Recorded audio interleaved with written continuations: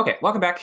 We are here with More Novel Bootcamp, heading into week 10, and the subject for today is mystery, twists, and suspense. So I have a lot of slides on this from a lot of old presentations, but I kind of want to just mix it up and play it kind of fast and loose today. So we'll be a little bit more freeform than the schedule looks like, or than the overview behind me. But in any case, here's the updated schedule. So we have next week is Pressure Cooker. That is the latter half of Act 2. That's going to be November 22nd next week, same time, 12 to 2. And then we have holidays coming up, just so you guys know. So you can expect there won't be a class like on the Thanksgiving day. And those couple days around Thanksgiving, often we take off as well. It looks like on the schedule, I'm not sure how it's put, we do have a class on for the 29th, which is a couple days after Thanksgiving, but we weren't really sure if people would be going to it or not. So we'll see how that turns out. We'll at least show up and see if we have a group. But yeah, we don't have too high expectation that folks will show up around holidays usually. In any case, we do just have the 2 meetings left. Maybe we'll move that. If nobody shows up on the 29th, we might just move that to the December 6th event. But in any case, we're pretty close to the end. And this was even, if you remember, if you were there from the beginning, you might remember we rebooted this boot camp from the start and at about the halfway mark. So if you were with us since the start of that, you have now been on this one manuscript for what, 14 weeks, 15 weeks, perhaps longer? So hopefully you're making some really good progress. You should be setting a weekly goal and of course trying to meet your weekly goal. When we do updates today, you can tell us if you've been hitting your weekly word count goals and what your current word count total is. And then of course we'll want to know what you've been reading recently.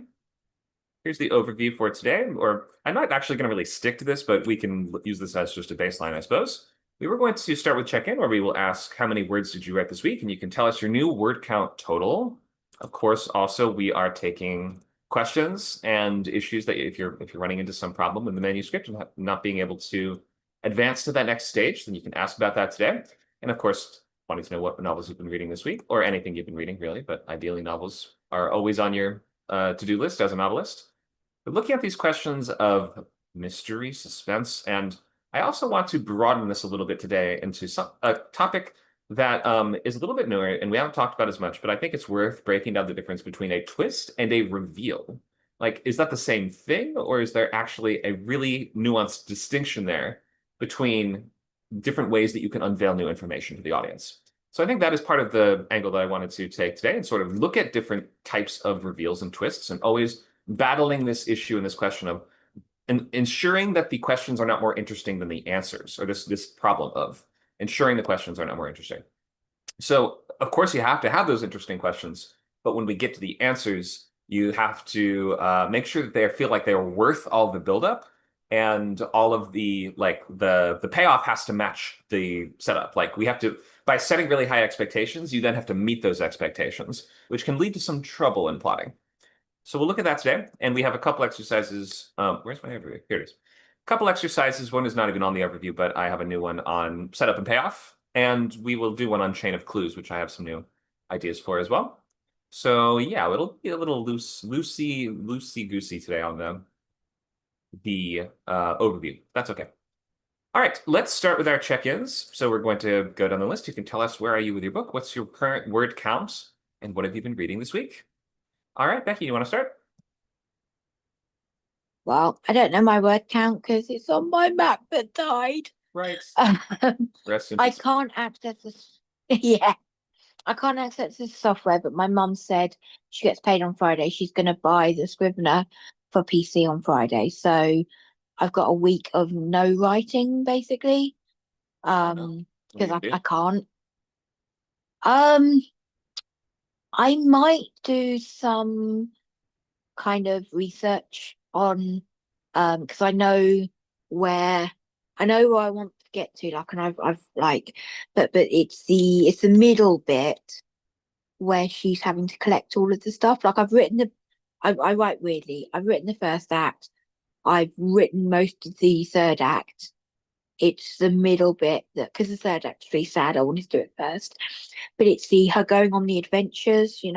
So I'm thinking I'm probably going to need some fresh air, and I'm setting it around where I live. So me and my husband will probably take some trips around where I live so that I can get like the setting properly in my head. Great. All right.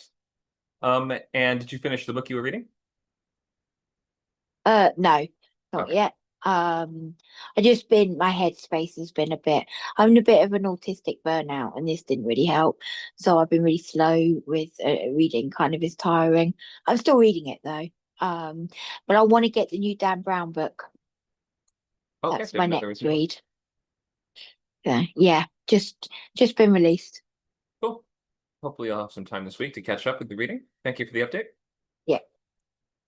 Dakota posted an update in text. Does that mean you cannot talk at the moment or don't want to talk right now? Um, I mean, I can talk, but Oh, yeah. up to you. But yeah, I'll basically read it out. Sure. So I'm just over 16,000 words, 1615. So I'm making progress. I'd like to be further along at this point. But I have a good feeling that at the pace that I'm going, I should at least finish by early next year. Um, I'm kind of a little too busy to read it at the moment, but I do want to go to just the bookstore and just browse, just because it's been a while since I've done that. But I did read a little bit. I didn't actually purchase the book, but I read like a little preview of the Turn Glass, which is what I kind of started with. So I did read a little bit more of that, and I really enjoyed that, and that was really, really, really good. I may actually just go and buy the thing. Uh, but yeah, I'm just kind of out of books to read, and I just need to just go get a book. Um, Yeah. but my goal is to at least get to around the 30K mark by December 1. And yeah, I'm just kind of in like a lull period. I have sad. It makes me sad. So, Understandable. and it gets in the way, but there is progress being made. And yeah, I'm feeling at least, a little bit better that there's progress being made. So I'm okay with that. Great. Okay. Thank you for that. Jaime said just listening for now, so I think that means you can't speak up at the moment. That's okay. Joyce, do you have an update for us? I do. I at 24,000 words, only did 1,000 this week, but I've tagged today and tomorrow for writing. So hopefully that can get me back moving along. I finished the book I was reading last week and then read another one this week. It was a shorter one that a friend had recommended. So I feel like I'm at least writing, but I need to get stronger with at least 5,000 a week. So I only hit 1,000 this week. Great. Okay. Well, still progress. Any amount of words per week is progress. Thank you for the update. True. Let's hear from Luke. Lou or Luke? Luke, we're just going straight down the list. Are you here, Luke? There you Uh, are. yeah. Let's see. Okay. This week I can't say I did a lot of writing. Uh, okay, wait, that's not true. I did do something. I made a few scene cards, and I made a scene card template to like motivate me to make the scene cards. But writing wise, I haven't gotten back into writing since I started jobs. It's a little bit tricky schedule wise, but I think I'm figuring that out. Okay. And I did finish my outline. Great. So um How that did it was turn out? Are you happy with it? I think it's good, that technique you have where you collapse things. I think helps because what I did is I had like a log line for each scene, and that's the title. And then I just collapsed everything. And then, like, for someone who can't read the whole outline, you can just read like a series of log lines now. Mhm. Um, and that's like a page. So I think it's like really manageable for like people to review. Um, so Totally. that was cool. I Yeah. think like the collapsing thing in Word and Google Docs is like that, like one thing I was missing. So that was really helpful. Yeah, it's quite handy. And you're still working on a fan fiction Yeah. script, is that right? Yeah. It's just like a, not necessarily a script. It's just like a kind of a novel type thing that I post chapters regularly on. So well, I used to. I'm Right. getting back to that. But yeah. Star Great. Trek fan. I had a dumb idea last night. I think it was maybe even in a dream for a fan fiction script, which would be a Star Wars sitcom. Is that the dumbest thing ever? Ooh, oh my God, that's like exactly kind of like my genre is like sci-fi sitcom fan Oh, fiction. great. Okay, well, let me pitch it to you then. It's called 3PO, and it's Always Sunny in Philadelphia, or maybe kind of like Faulty Towers meets A New Hope. After the destruction of the Death Star, C-3PO acquires the Mos Eisley Cantina, and now he has to try to run it despite the antics of his Oh idiot my God. friends. What do you think? Oh my God. That, I mean, people are obsessed with the cantina, so I think it would be a hit. C-3PO is my favorite character, and he's never going to get a movie. So, like, he's got to get his due, and it's got to be as like an overworked, sort of constantly anxious, like, is it Basil Fawlty? Is that his name from Fawlty Towers? But yeah, kind of like the put upon, English working man trying to maintain control kind of archetype. I think that would work great. Oh my God. I'm just imagining like the culture clash with like C3PO, like Britishly trying to manage a Yeah, he's like putting tablecloths on all the hollow chess tables and stuff like that, and people are like spilling crap everywhere. It'd be so good. Oh my Um, God. I don't Oh know my if I'm God. gonna write it, but it was a Yep. good dream script idea, at least. We gotta like make that a challenge. Who can write the best C3PO cantina? Scene, maybe. Yeah, it could be a fun contest. Maybe I'll do it as a stunt just in between scripts or something like that. Okay. It gives me a Yeah, bad oh, go ahead. idea. Sorry. It gives me the idea that you could do a fake reality show based on a hairdresser who works solely on Wookiees. That'd be really So it's funny. Wookiee hairdressers. You could do like a whole network of just like different genres of shows set in the Star Wars world. That's basically what Disney Plus is turning into. So who knows? Give it a couple years. Okay. Thank you for the update. Let's hear from Luke. Okay. I have no idea what my word count is. I was about to write my next chapter, but now I have pivoted back to screenwriting due to this fellowship deadline for January. I read Bubbles, the Michael Jackson biopic from the POV of his pet chimpanzee, which did some interesting things with the concept, but it really didn't like go as deep with the concept as I wished. It was more of a Michael Jackson movie than a Bubbles movie. I read Rat Race, which was just I don't know why I read it. I was looking for comedies and I ended up reading the whole thing. Um, Pretty different from the final movie, but it's I don't know, the most of it's intact. Um, Is Smash Mouth still in the script, or were they kind of like a late edition? I wonder. Late edition. Oh, they weren't in the script. And Interesting. It's because All Star uh, came out. It just had to be in every movie all of a sudden. of course. Um, I also the strangest. What else did I read? I read a bunch of stuff this week. It's all starting to bleed together. The strangest thing by far, and I didn't read the whole thing, but have you heard of this movie called Miami Connection? Is it? I think so. Is that an Andy Sidaris movie? From like the No, no. this is like a movie that shouldn't exist. It was like fished out of a trash can and like re-released. And I don't know how or why the script exists, but it exists and it is in the weirdest format I've ever seen. I don't know where this writer, he's not a writer, he's like a taekwondo guy. He's one of these like people that wants to make their own movie and like star in it. Right. And the script is like baffling and incomprehensible. And I read a lot of it, but it is not good. I'm surprised Uh, the script is out there. Yeah, it seems like sort of in the same yeah. world. Like Andy Sidaris is the filmmaker that did Hard Ticket to Hawaii. If that tells you like the sort of world that Oh, that okay. thing. It doesn't look like him, but it's like that Couldn't same find that. the same kind of thing. I actually looked for that one and I couldn't find it. I'm trying to like collect as many of these as I can because one day I want to write a script that is sort of like written by a fictional um writer director who wants to star in their own movie and they just have no talent and they write a script like a baffling screenplay that doesn't follow any of the traditional rules. Don't you So, co-star it? Like, in order to complete the gimmick, like, don't you have to be oh like? God. Is that too many layers of irony, or like, wouldn't you be the lead? No, I think I could find someone much better to actually perform the role, but Oh, okay.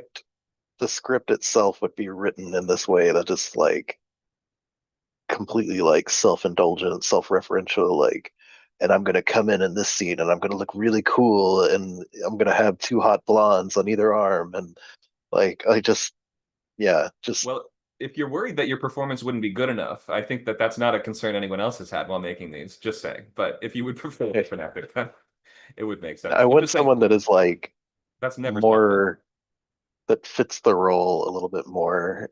Uh, Okay. but the script would be sort of like a gimmick. It would sort of like be actively insulting you for reading it as part of the fun. Okay. Um, Or isn't Neil Breen one of these as well? It's kind of like this sort. It's yeah, movies, right? yeah, Neil Breen.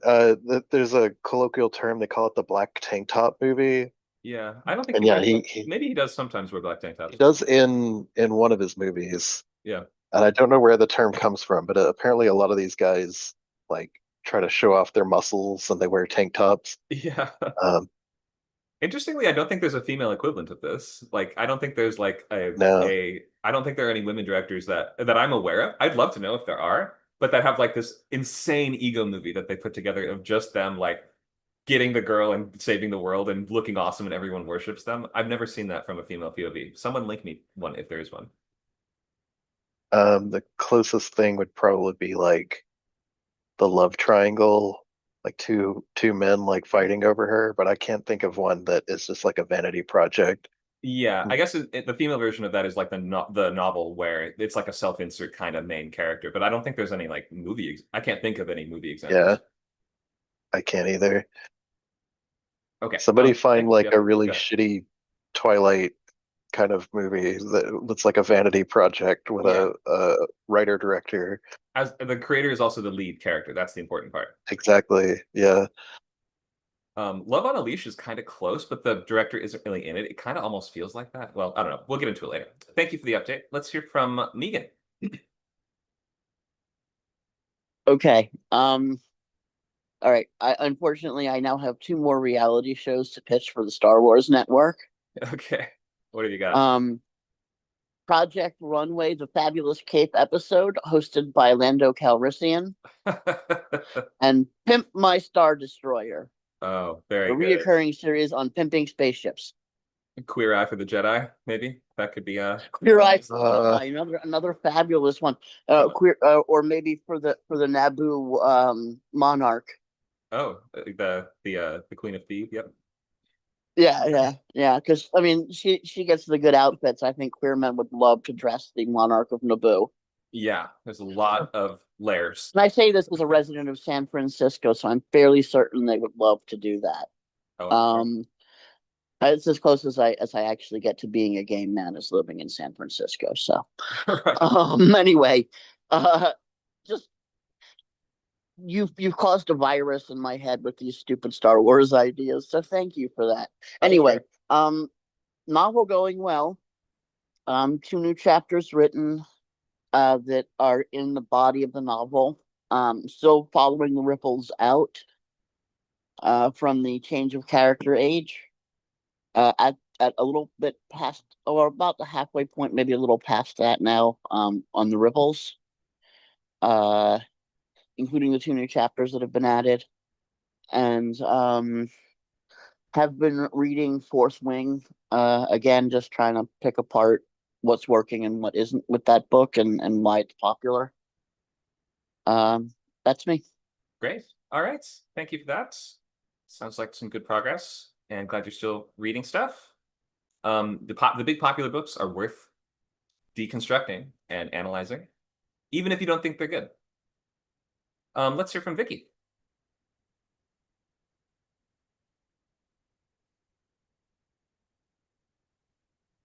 Or maybe not. That's okay. Are you there, Vicky? From now on, everyone has to start by pitching two Star Wars show ideas before they can speak. Good idea. What do you got, Vicky? I would do Star Trek instead of Star Wars. Contrarian. I see. All right. Dexter Jester's Diners, Drive-Ins, and Dives. Thank you, Luke. That's a very good one. Kind of an obscure character. I will say, my friend, there's a list of fictional characters named Dexter on Wikipedia. Dexter Jester was not on there until my friend added it. What an oversight, right? Okay, if Vicky's not able to speak up, we can wrap up the check-ins. Could do like Sweeney Todd's Diners, Drive-Ins, and Dives. That'd be bad. That would be bad. Is he reviewing restaurants then? He's like, none of these have human meat on the menu? Is he just like upset at that? One would think, or maybe he's just trying to find only those places that serve humans. That's Oh, right. and not in the way you think. Yeah, I don't know. Or he goes to restaurants where he thinks that they might be serving human meat, and he's like, the bacon, wink, wink, was excellent, wink, wink. And they're like, thanks. Yep, okay, thanks, man. All right, let's break down the question of the difference. We were talking about twists and reveals and mystery and suspense and these things today. So we are going to ask the question, the difference between a twist and a reveal. Dakota looks like he's written up a breakdown of this in the chats, which I can read through if you are not able to speak up. But it looks like, or go ahead if you want to. Yeah, I can do that. I Sure. love this topic. So a reveal is essentially new pieces of information that answers a question that the reader is asking. And a twist answers a question that the reader did not know that they needed to ask. Twists have unexpected turns. They challenge the reader's understanding of the story. Twists can be revealing, but reveals are not usually twists. Right. For example, the Sixth Sense ending reveals a new piece of information, but it also challenges what we've seen. Right. This also works best the first time. The same is true for Murder on the Orient Express. The twist reveals new information of the motive, but challenges what we have already received in terms of information. So subsequent reads of novels can often make reveals more apparent and can make twists more compelling and fit better in the puzzle that is the solution.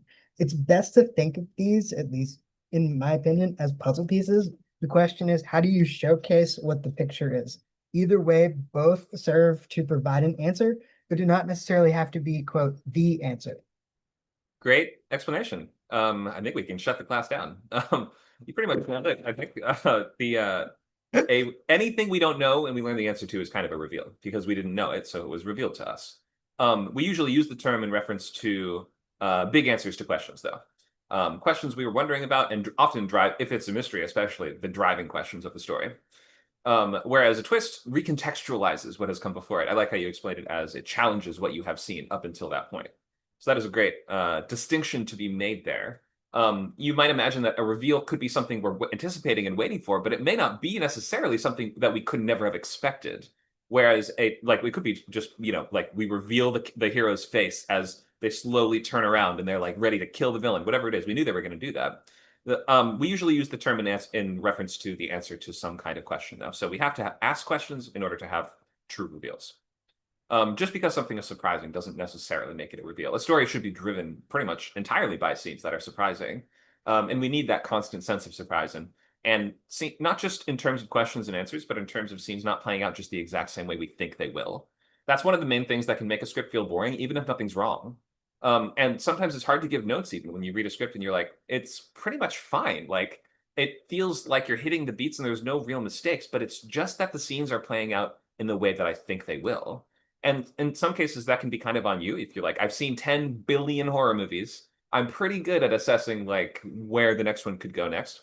That might be the case for you, but even so, grading it on a curve, you are trying to find the things that are harder to predict, harder to guess, and they go in unexpected directions. Like just a story doing something new and different and unexpected gets you points on its own, sort of. Obviously, it has to land, but to a degree, you get points just for surprising the audience. Which, of course, you then have to make sure that those surprises are in service of a satisfying conclusion. Anybody else want to speak to this distinction between twists and reveals, or maybe name one that you saw recently that you thought was particularly effective?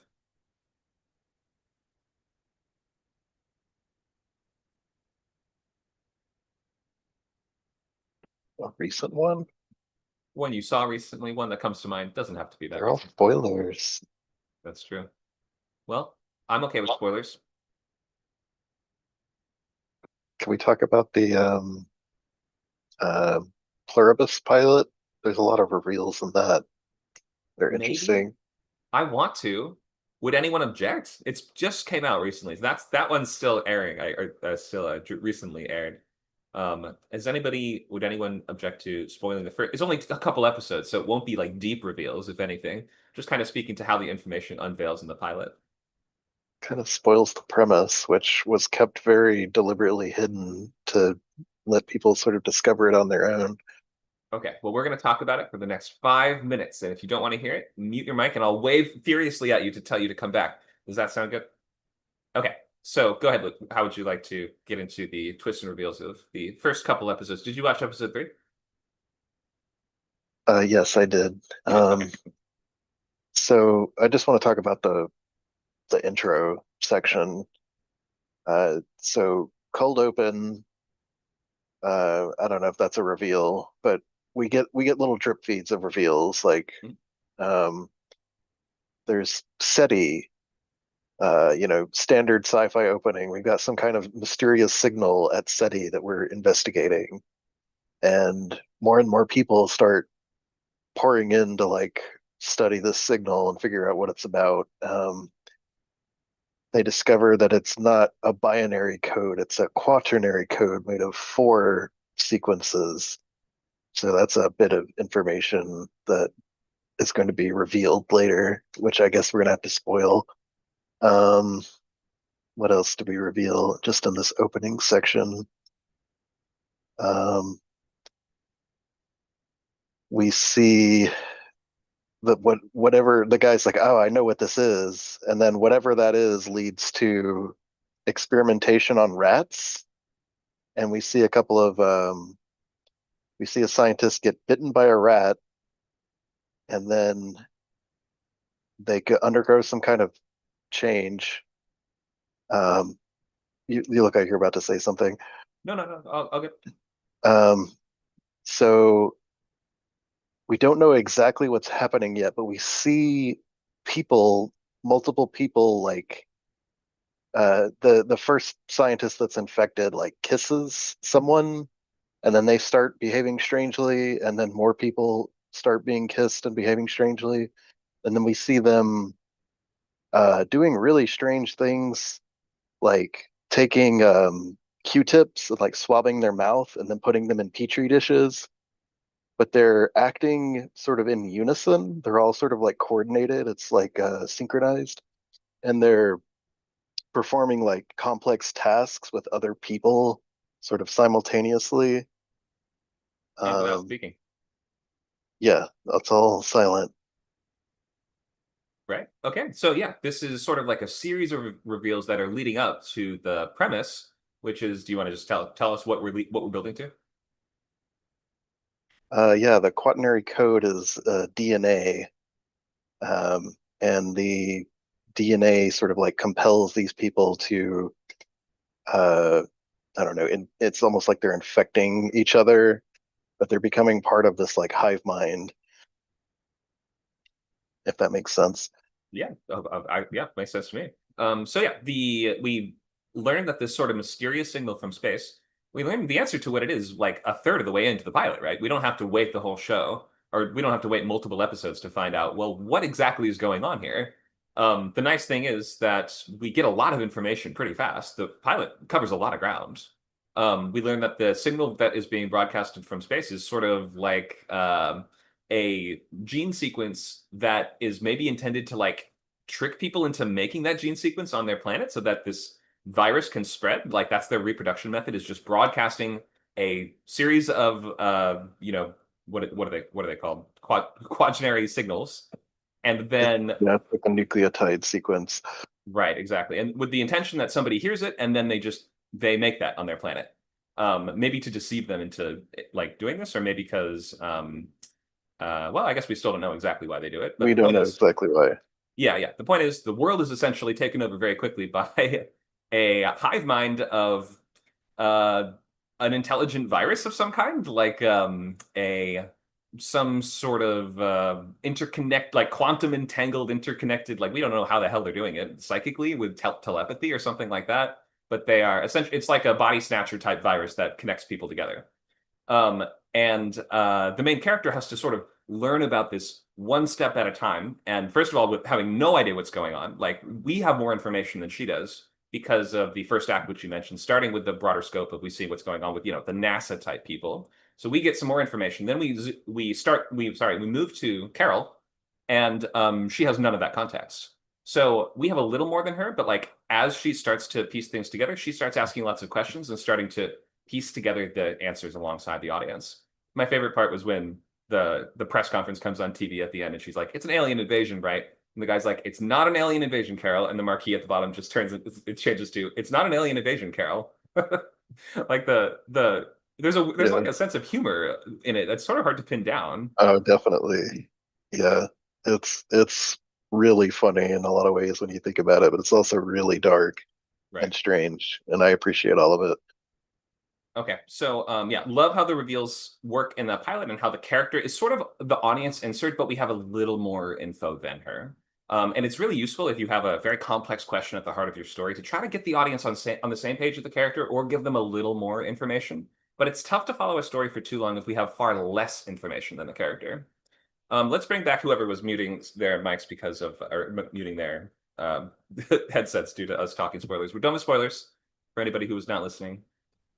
Hope they came back okay. Okay, looks like Panther has given us a suggestion. In the game Persona 5, the detective guy ends up being the cause that people are dying because he wants his dad's approval, then he gets shot by a shadow version of himself. Goodness gracious. That is quite a few twists and reveals. I don't know much about Persona, so I can't quite say. Or I can't quite know if that's like, would that be like a total surprise for the franchise, or is that sort of thing happening all the time in that series?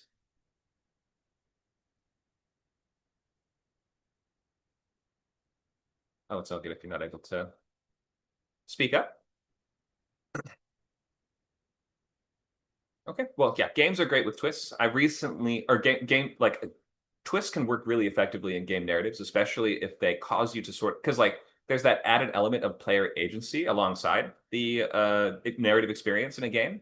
And so causing the player character to reinterpret the actions that they themselves have taken, like in a BioShock kind of way, can be really effective, right? Like this the idea that I'm not who I thought I was, I'm not doing what I thought I was, or I'm not doing it for the reason that I thought I was, can make for really fascinating developments.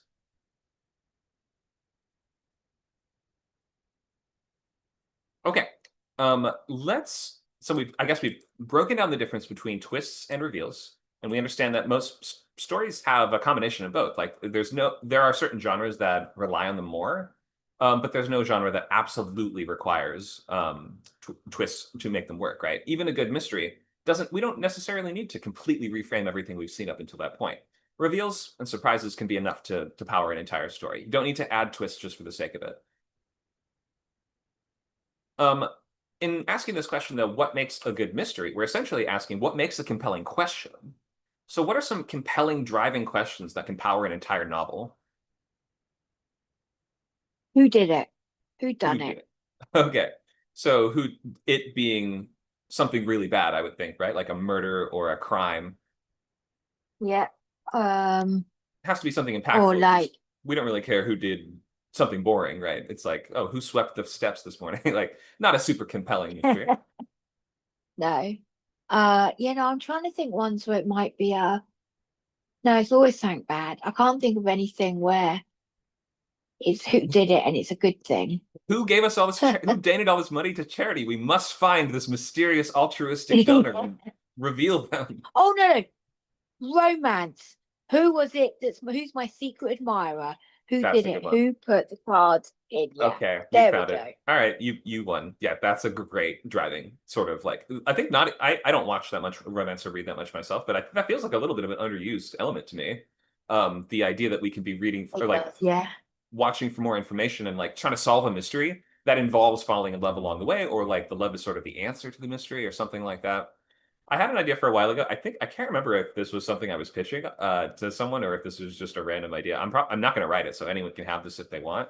But that idea of you know how some food trucks are kind of elusive? I think there's a rom-com idea in that. Like you meet the perfect guy who runs the, probably a gingerbread cookie truck or like a cupcake truck or something like that, wouldn't it be?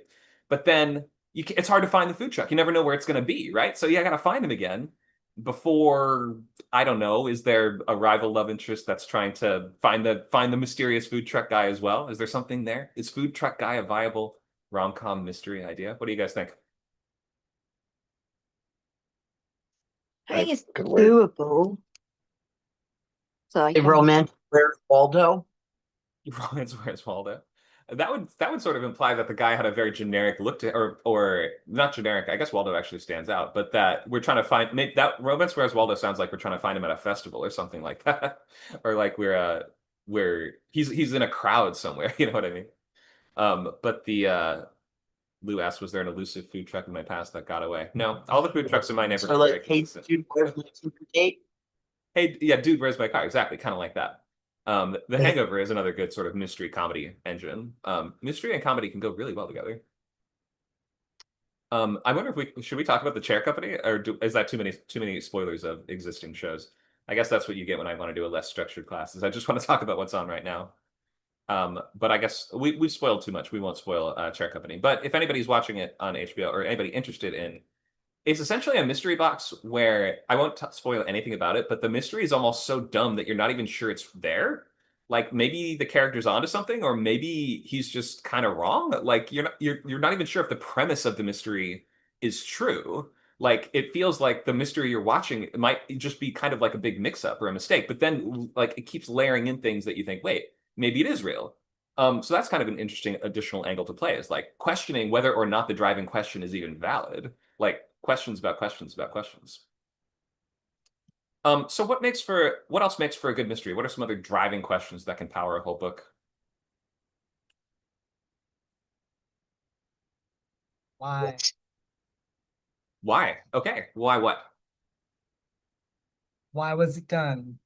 Why this is the why done it. So the it is the crime. So it's more focused on the method in which something was committed. Okay, something meaning again a bad thing has happened, Yeah, a and bad, yeah. right, Crime, murder, whatever it is, it's about the methodology of that thing. That's what why why? done it is. Right, exactly. Adolescence on Netflix is essentially a Yes. mystery where we know the character did it as of the first episode. The question is not who actually did it. The question is why did he do it? And the episodes is kind of a psychological mystery where we're digging deeper into the factors and reasons why this happened. So yeah, Yep. absolutely. It's a little less of a crowd pleaser just because um the there's something a little more satisfying about we figure out who did it and now we got the bad guy, as opposed to learning why and then well we know why now. Well, now what do we do? You know what I mean? It's a little bit inherently less satisfying without the sort of grand finale of an arrest or something like that. It's sort of more The, cerebral, but it can still absolutely be satisfying. Go ahead. those are typically thrillers for the most part too. Spotlight is technically a why done it. Mhm. Right, right. Thank you for that. Any other driving, compelling questions that can power a whole story? Go ahead. Yeah, what's behind the secret door? What's at the center of the labyrinth? Yeah. What's the big mystery? The mystery box. This would be a really big driving question that is going to take a long time to answer. Usually it is bigger than the scope of one movie. Mystery box is more of a TV genre. I was just Or watching novel. rewatching Or Gilmore no. Girls, and there's a whole "Who's My Daddy" episode, right, with genetic testing kind of thing. Oh, right. So there's a mystery there for you. Sure. Who's the father? It's the basis of the Jerry Springer show, isn't it? Or like those kinds of shows. For years.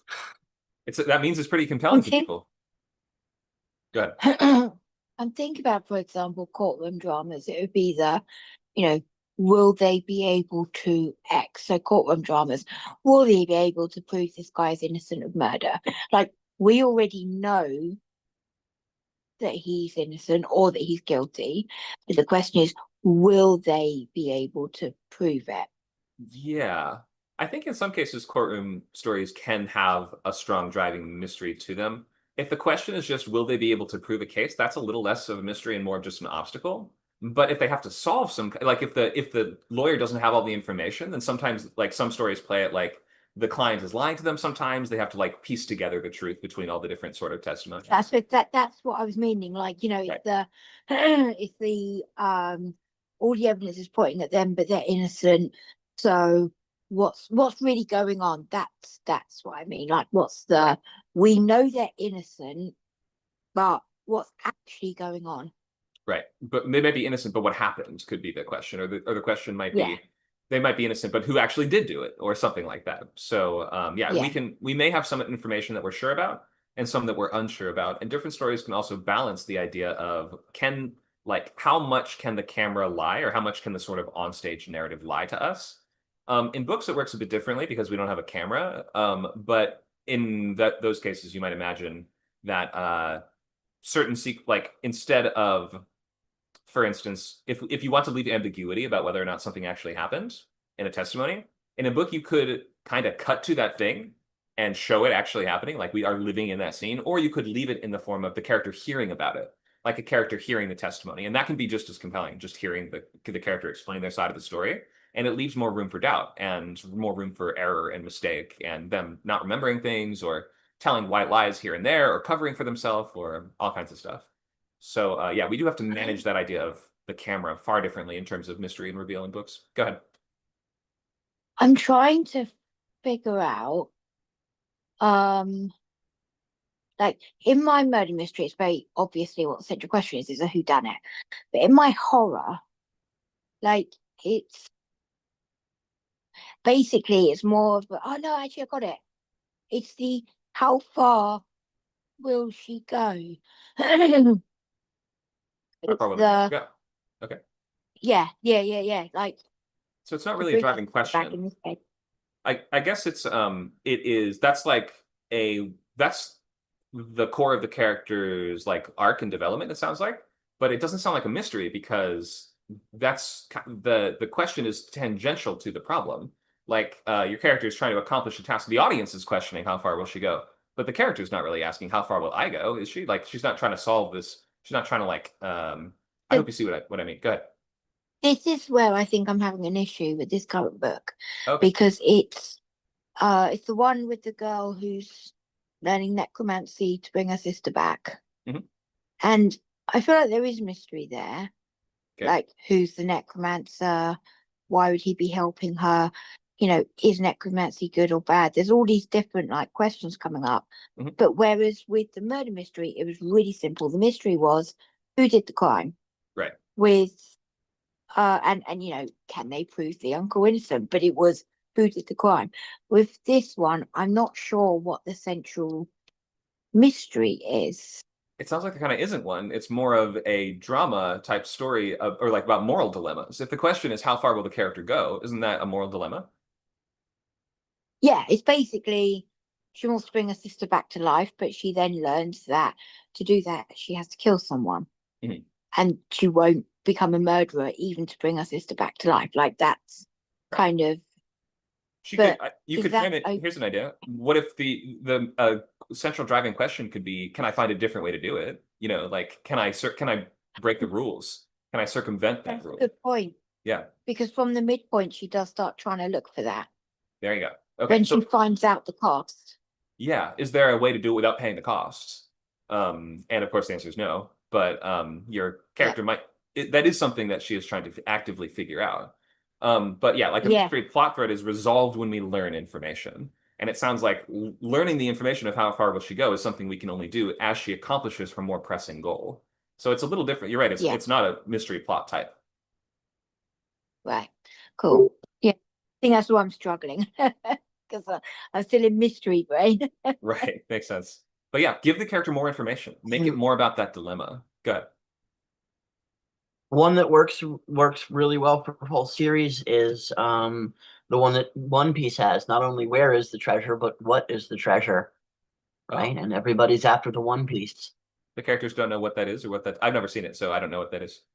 Well, it's a pirate's treasure, but they don't know exactly what the One Piece is, and they don't know where it is. They just know that there's a pirate that's buried.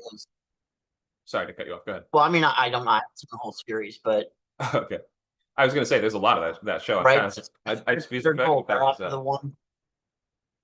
But you never really know exactly what the One Piece is as they're after it. You don't know where it is. So those are the two mysteries. Like, what is the treasure and where is the treasure? And Right. everybody's sort of after it. Nacho says no one ever asks how is the treasure. Thank you, Nacho. Some 10 out of 10 jokes in chat today. You guys should do stand up. Isn't that what people say? You're so funny. You should do stand up. Okay. So I would think Yet another idea for the Star Wars channel, stand up. There you go. Right, hosted by Jar Jar. Oh God, he's like Carrot. the carrot top of the stand up of the Star Wars stand up community, I would guess. Okay, I would normally not recommend that the driving question of like a 10,000 episode series be what are we even after? But clearly it works for that show, right? And I guess you have the guarantee of, well, it's the most famous pirate treasure in the world, so we know it's really good, even though we don't exactly know what it is. But I would normally think, like from my Western story-oriented mind, if you want the audience to invest for that long in a journey, we have to know what the characters are after and why. Obviously, there's exceptions here and there. Okay, somebody want to name a book you've read before and tell us what is the driving question? Try to pick something besides a whodunit if you can. Does it have to be a mystery? No, it doesn't have to be a mystery. Just anything with a strong mystery engine to it.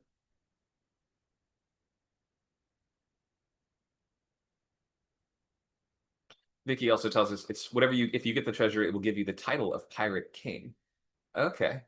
Would you even be able to convince? Is it a magic? Like, would you even be able to convince anyone that you had it? I'm curious. Should I just watch One Piece? Are you guys telling me that's what I need to do?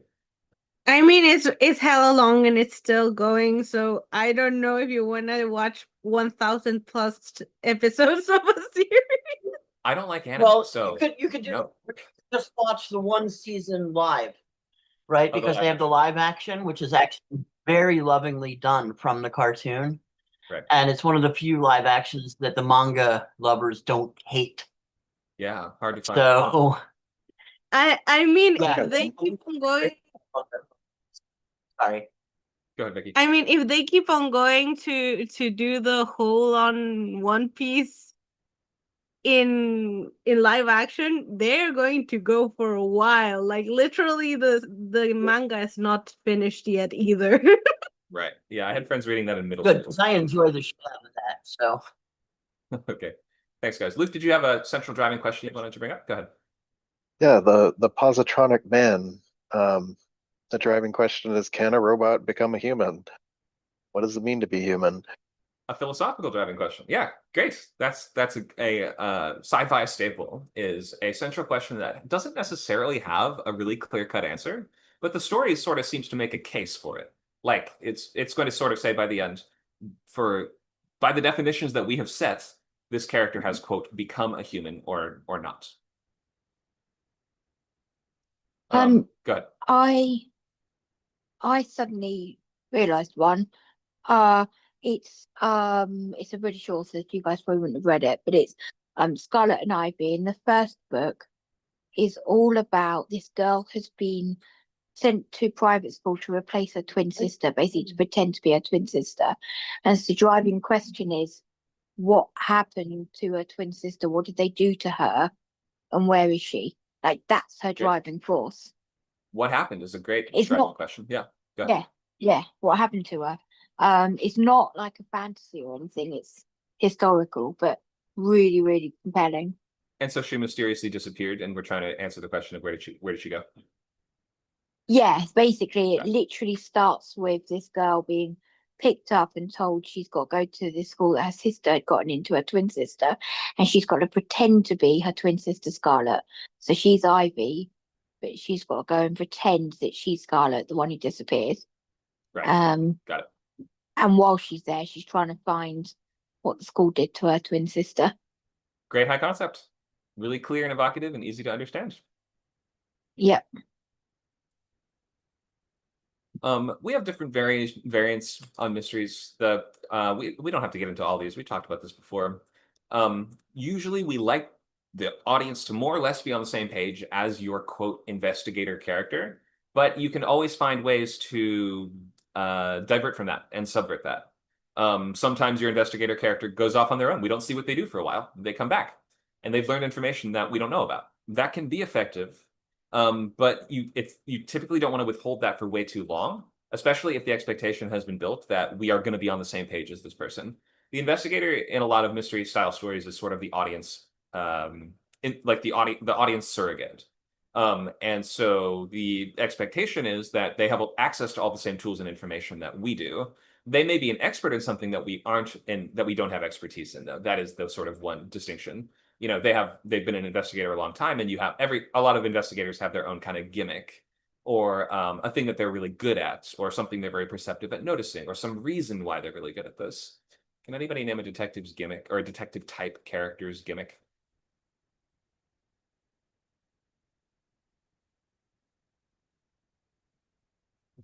Like a type of detective? Well, a gimmick is kind of like their method that makes them stand out from every other investigator. Like, what about Dexter? Serial killer. Yep. He's a serial killer. And he has an area of expertise which is sort of kind of connected to the fact that he's a serial killer. He's a blood splatter analyst.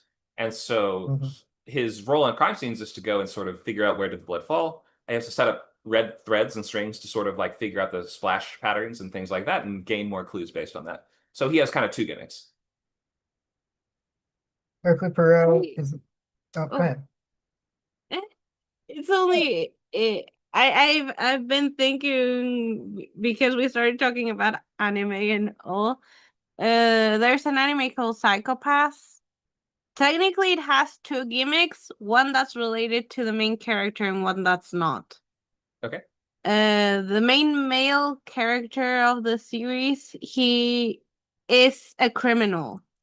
He was imprisoned because in this world, they supposedly know who has a criminal's mind because of some machines. And then again, there's that other part, the machines that detect the level of criminality you've got. Oh, so So technically he has like the predisposition to commit crime according to the society?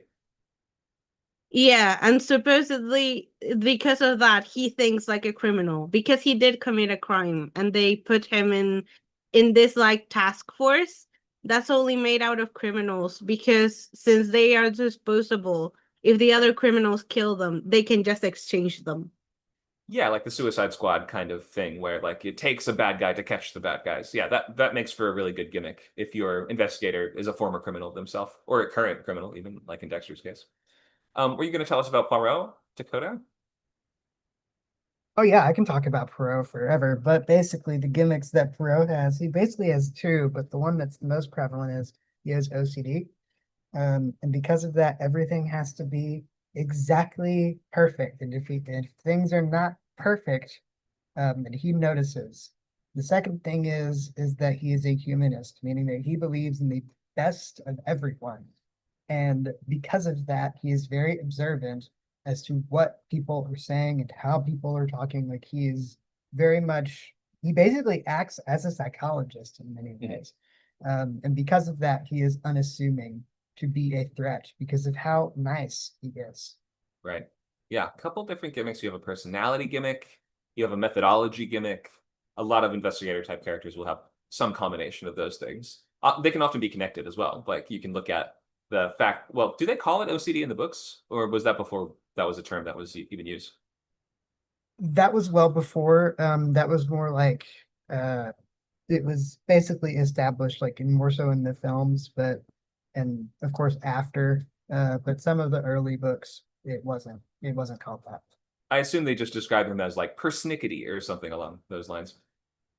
Yeah. He was very much aloof. It basically like the gimmick like originally was he's Belgian and Right. he's Belgian. Yeah. Having a funny look and a funny accent is like, it can be part of a character's overall like image, but it is usually not going to be enough to inform their methodology, right? It's like it's usually not going to it's not going to be enough. You got to dig a little deeper than just the way they look or talk. Some folks in the chat are mentioning Columbo. I've never watched that. What's Columbo's gimmick? What's his method? He just is friendly and he asks questions and he seems kind of people underestimate him, and then he always hits them with, oh, just one more thing, and then he asks some really pointed, heavy hitting question Mhm. To end the scene. And it works every time. It worked for I don't know how many seasons that show went on the air for. Right. The unassuming gimmick works well with a lot of detective characters and like the Miss Marples and things like this of the world, where whoever would suspect that this old lady is actually a brilliant detective. And on the other side of the spectrum, you have characters like Jack Reacher, where they're actually quite intimidating and imposing, and that's part of their gimmick as well. So, and he's he's not a detective, but he investigates a lot. So he basically acts like one. Okay. So we are always He's a go ahead. police. I mean, he's away in a detective because he's military police or former military police. Yeah. So He's an investigator. Okay, so we want to kind of trick the audience in some kinds of ways, but tricking is maybe not even the best. Whoops, sorry, I minimized the wrong thing. Tricking is maybe not the best way to think of it. We're playing a game with the audience, and they want to be fooled. It's like, what do they talk about in the Prestige? We want to be deceived. And the tricky balance comes in making sure that the payoff is both logical. We felt like we had enough clues that were in plain sight that we just didn't put together. And lastly, that the payoff is worth the setup. So those are the three real challenges when writing reveals or twists, or just writing mystery style stories at all, mystery threads. Um, Ensuring that it feels like all the tools were there. That means that you can always be weaving in small setups early on that you're kind of disguising. And it doesn't even seem like a setup at all. Like think of that scene early on. Your character gets a package at the front door. Delivery for you. Oh, wait, that delivery guy will now later be the real killer, right? Because that we placed him at the scene and we didn't even think about him. So allowing things to kind of quote blend into the background can allow for great setups in mystery writing, especially if you kind of layer them in the middle of a bigger block of text. And this is kind of the Encyclopedia Brown method of mystery writing, where there would be like a paragraph that has a bunch of different observations the characters make. The one in the middle is the relevant clue, and you have to sort of just be reading attentively to make sure that you get it. I remember the only real Encyclopedia Brown mystery that I remember very well is one where there's it's at a bowling alley and there's a dyslexic boy that has been bullied or robbed by someone. Encyclopedia Brown needs to figure out who it was. And all the kid can tell him is that the guy had a shirt on that said polar bears on it. It had a logo of polar bears. So we spend the whole story looking around the bowling alley for anyone with polar bears on their shirt. And no one does. Encyclopedia is like, I only saw this guy with that shirt and this guy with that shirt and this guy with that shirt. And one guy that had a Diet Coke logo on his shirt, and one guy that had a shirt that said bowler pears on it, and all these things, right? But no one that had a shirt that, like the kid described, right? And then the answer to the question that you, the audience, are sort of supposed to figure out. This was the gimmick of these books. If you guys didn't read these, they'd say, "Who did it? What's the answer?" And the answers are in the bag. So you flip to the end of the book, and it would tell you. Guess what? It's the guy that had bowler pears on his shirt. The kid was dyslexic, and he swapped the first letters of the words, right? But we put it in the middle of a big group of other clues or potential clues, and we're not sure which is the right one. So that's how you can kind of like hide a setup or hide an early clue in other information. Hope that makes sense. So a lot of the time, I think you will get to some of the best scenes and moments for your characters if you give them a situation that just completely feels unsolvable or impossible, right? So many of these locked room genre of stories are all based on no one could possibly have done that, right? Like this is an unsolvable case. We typically need driving questions that are a little bit heightened for especially mystery genre writing, and they shouldn't just feel like mundane questions. Also, when it comes to character dilemmas and what they do with the information they learn, I think that you'll get to a lot of the most dramatic scenes when you get them to a situation where you just have no idea how someone would resolve that. Like once we find out the killer, guess what? The killer is your partner. What do? We trust the partner. We need the partner. The partner is the best friend that we built the relationship with over the whole story. How could someone possibly go on from there? You have to kind of write yourself into a corner sometimes in order to force your characters to dig down deep enough that it feels like a satisfying conclusion to that. And that goes for mysteries, that goes for moral dilemmas as well. Give a character a situation where you're like, if I was in that, I do not know what I would do. I do not know how I would resolve that. And that's how you can get to those really hard-hitting scenes. There's a moment in the current script, the script I'm working on, I sort of wrote myself into a corner and was talking to my friend about it, and he was like, you just have to power through. Like you've given your character two horrible choices to make. They have to make one of them and then live with it and justify it. And sometimes that can just work well. So I'm just flipping slides, by the way. I'm just kind of going off. I mentioned I would be just going on tangents, so don't necessarily think I'm explaining every slide. But we're talking generally about this idea of satisfying payoffs, right? And so sometimes you need to get your character to that impossible situation before they take an action that makes the payoff of the early setups feel really worth it. It can help sometimes if you start with, you know where you want to go and you know what you want the payoff to be, and then you can figure out ways to layer in setups for that. Maybe that'll just lead us into our exercise. I'll just go right to that. Here is a new exercise. It's called Setup/Payoff. What's a wild and awesome way that a character might resolve these third act problems? Here's an example. Here's a big third act problem. There's an alien armada hovering over New York City and about to blow it up with lasers. You can just come up with a cool solution. The US president, my main character, reveals that he actually is part alien and thus has alien DNA, and he hijacks the ships telepathically and makes them all blow each other up. How could we set that up? How would you hint that the president has alien DNA in a story like this? How could you make that payoff possibly satisfying and feel like a logical, organic extension of the question? He blinks and has a nictating membrane. Is that like some part of Right, your eye? that's that side membrane that comes from the side, right? That reptiles and birds have. Yep, reminds me of that show V, which was about kind of like alien shapeshifters. Go ahead, Luke.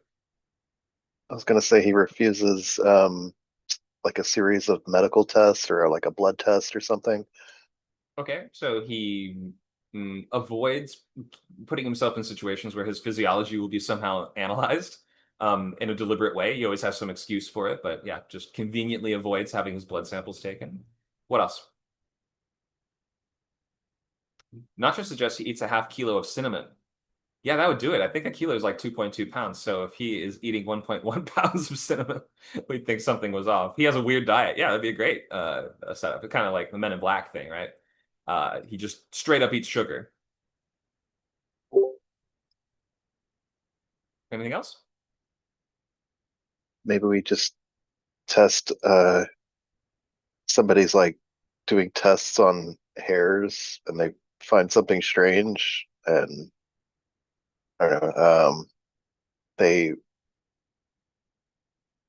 trying to gene sequence one of the president's hairs and something has corrupted the DNA and they can't get a clear sample and they just dismiss it as I don't know, oh, it must have been, tainted sample or something. Okay. Yep. The There's an president gets assassination good. attempt and the blood comes out the wrong color. Okay, that would be a pretty big clue for sure. If he's got green blood. Even if you just see it like as a private scene, he's shaving in the morning, nicks himself, the blood comes out the wrong color, he sticks a piece of toilet paper on it, right? Yep, definitely. There's So certain the audience knows, but no one else does. Yeah. There's certain setups that they leave a little room for ambiguity. Like you can interpret it in a couple different ways, but somebody cutting themselves and they have them having green blood, we're basically like, okay, that's not a person. So you can be pretty blatant in your setups if you want to. Oh fuck, put the toilet paper on and Yeah, then the question becomes more like, well, he's clearly not a human, then what is he? Or maybe we know he's an alien, but what is he actually up to? What's his true agenda? Those might become the driving questions at that point, once we know what he is, right? Okay, let's do more. Let's do a big list of big third act problems, like those unsolvable problems. Give me some big problems in the text, or you can shout them out.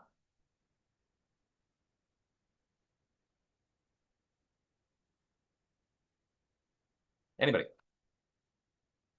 Main character is put in solitary confinement. Locked in solitary confinement and must escape. Okay. Give me a couple more problems. Their mentor dies. Character mentor dies. Okay, so that's like something that would happen to the character, but let's get a dilemma. They have to do something now. They have to act. Their mentors captured. There you go. Perfect. Okay, and it seems They're- like there's no chance of rescuing them. Okay, let's hear more. They're hanging over a pit of acid, Batman style. Okay. Batman hanging over a pit of acid. Great. Let's do one or two more. Yeah, anything that puts them seconds away from death, you know, being strangled and or anything that puts them in mortal peril works really well, you know. So Sure. kidnapping, strangulation, any of these things that the person thinks, oh, I'm going to black out any minute now, I better do something. Gonna black out, sure. Or like drowning. That's a big insult. Like you're trapped underwater. You Drowning's a good one, yeah. under the ice. You know that thing you can't break through. How about in the sky? They're tied to a weather That's that balloon. book. Phobia too. Definitely. Similar to that is like the bomb that's ticking down. You know, they find the bomb, they think they've discharged it, but no, it still keeps ticking down. Great. Okay. Yeah, that moment where you pull the wrong wire and it just keeps ticking and you're like, well, it didn't blow up, but it still looks like it's gonna. That's a Okay. good one. If you're tied to a weather balloon, like you will run out of atmosphere and you will freeze to death very rapidly. So you have to do something, and that seems like a really perilous situation. I agree. I think wasn't there some guy that did a big flight on his lawn chair with a bunch of balloons and he sort of brought a BB gun to shoot them down over time? I think that's how he addressed it. I do believe he injured himself as well. I think he did. Yeah, you can Google that. But launch just like flying lawn chair guy. I'm sure you'll find it. Okay, let's come up with some big wild solutions to these problems. Oh, go ahead. I was going to say no offense, but there's a reason why females tend to live longer than males, and balloon chairs is one of those reasons. Okay, fair play. All right, let's come up with some big, wild solutions to these problems. So think something that would kind of feels like it comes out of nowhere. Obviously, you don't even know what the story is, so it can be it's pretty broad. Let's start with the first one. Your character is locked in solitary confinement. What would be like a crazy way they could get out of that? Ketchup bottle. Doing what with the ketchup bottle? You never played Metal Gear Solid 1. I did. Never I don't mind. remember what he did. Is this It's a something ketchup bottle, and it looks like blood on the floor. And he like fakes his own death and waits for the guard to come in so he can attack him and steal the key. Oh, okay. That's not too wild. That's just like faking an injury in your cell. That feels like we've seen that before. Let's pick something wild and crazy. Disassembling your bra to use the underwire to create lockpicks. Okay. Hero turns her bra into a lockpick. Interesting. Let's come up with some more solutions. Then we'll look at how we could set these things up. Your mentor is captured. No chance of rescue. What would be a wild solution? Something that, like, these are like twists, right? So it could reveal some new information or some new ability your character has. It can be whatever you want. What's the solution to the mentor being captured? If it's a story, Well, I heard Becky first, so go ahead, Becky. if it's a story where like the whole point of the character's journey is they keep insisting that they work alone, then this would be the moment where they're like, oh crap, I can't rescue them, but you can. I guess I'm going to have to trust somebody. Okay, who do they have to trust that would be really wild and crazy? Their biggest enemy, who is not necessarily the villain of the story, but like their biggest enemy, the person they hate the most. Like Harry has to trust Draco, for example. You know, he's not the villain of the story, but he's the one Harry hates the most. Okay. Good. All right. I have to enlist the help of the person I hate the most to save my mentor. How about Batman's hanging over a pit of acid? What's like a crazy way Batman could get out of that one? He drinks the acid. He drinks the acid. Great. Trapped under the ice. Vicky, I heard you talk a minute ago. Did you want to take a swing at one of them? Yeah, I mean I've got an idea with this one, but go into like those underground caves that are like in the rocks. Like go into one of them and get out of there, out into the air pocket. Great idea. Okay, find an underwater cave. These are good because these are solutions that feel like they should feel like, pardon my French, but an ass pull. You guys know what I mean by that? Like it should feel like something that just comes out of nowhere, right? The weather balloon. What do we got? You can't use a BB gun or a gun of any kind.